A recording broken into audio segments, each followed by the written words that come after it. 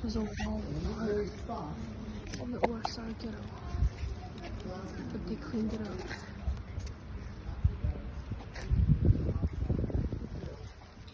So you can see the little barbed wire up there.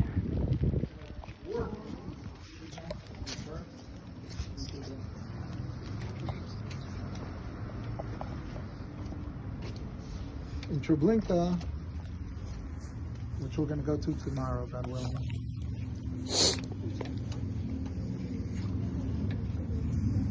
Conservative estimates between 800,000 to 900,000 Jews lost their life. 3 times the amount of all Jews of Warsaw.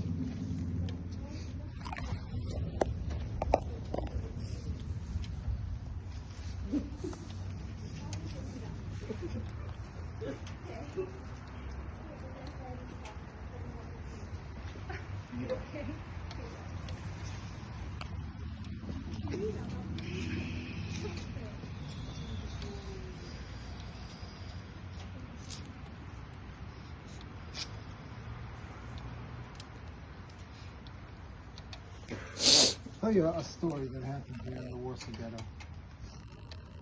Crazy story. We spoke about the heroism. The heroism of the fighters. There was other heroism too.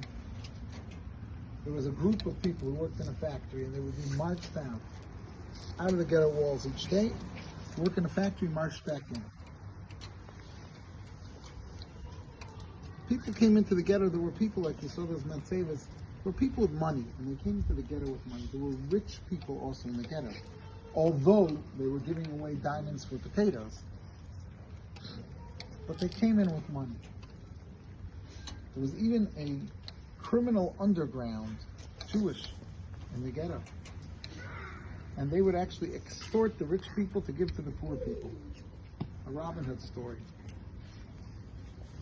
But they basically were like smugglers, trying to get people whatever they could get. Because in the beginning, you can get stuff. And then it became harder and harder. One of the ways people survived were children. They would put children on their shoulders, send them over the ghetto walls. They would go to the Polish side, try to barter and grab a few potatoes to help people live. But there was one guy, a Ger Chassid, who did the craziest thing. That's crazy from ghetto standards, because people are starving. And he was in possession of one of the most valuable commodities. Now, we can't relate to this, but something that in Europe, even till this day in Eastern Europe, people, they live and breathe cigarettes. Cigarettes were extremely valuable. In American army, in Israeli army too, originally, they would give rations of cigarettes. And not cigarettes.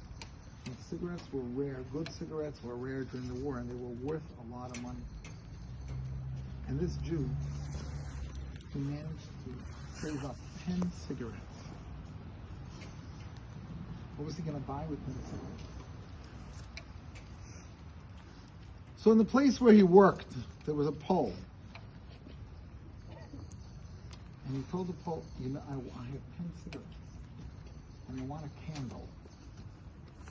Now, candles were rare during the war, especially because you were not allowed to light anything at night. You had to have a blackout so the bombers wouldn't come. If you put a candle in your window, that means you're signaling to an enemy. He said, no, the ghetto is over here, and we march by every day. And you live over there. I want you to light one candle, I'll give you 10 cigarettes. So I looked at him, but I should risk my life. 10 cigarettes. We just have to have it lit for 2 minutes. It won't even be so dark outside. No one will notice. And the guy thought about it. The youth came back and he whispered to the Jews in the ghetto, tonight You're going to see Hanukkah. When the Jews moved back and forth, it wasn't at this exact spot. Across from the apartment, on the other side of the wall, they each glanced up the window. And there's one candle, staying lit and strong. And in each Jew's heart, the pain of the hunger went away. The indignity of being locked up went away. And the hope of the Chashmonayim stood with them. And this man gave a gift to the Jewish people that's irreplaceable. That's the gift of hope.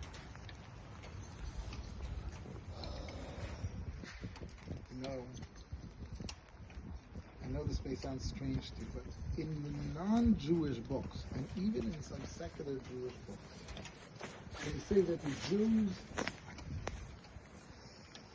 hope is what did them in. Jews always hoped for a better time. They went through a lot, and that's what got them trapped. That's a blatant lie. Because we know there's hashgacha from HaKadosh Baruch Hu, and anyone who was meant to be saved was saved. What did the hope do to them? It gave them purpose. It gave them meaning. Imagine if you're someone who's in the ghetto and has just given himself over to everything's lost, everything's gone, I have no reason to live anymore, and then you die. You died a sad, sorry person.